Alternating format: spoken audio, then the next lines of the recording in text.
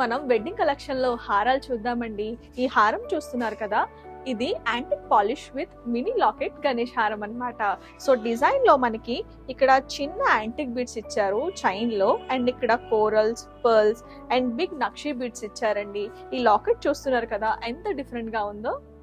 మనకి లాకెట్ లో చూసుకుంటే మధ్యలో గణేష్ వచ్చారండి, దాని పక్కనే కుందన్స్ తో లీఫీ డిజైన్ ఇచ్చారనమాట. అండ్ దాని పైన చూస్తున్నారు కదా స్మాల్ ఎమరాల్డ్ బీడ్స్ వచ్చాయి, అండ్ వాటి పైన 2 పీకాక్స్ చాలా అందంగా ఉన్నాయండి.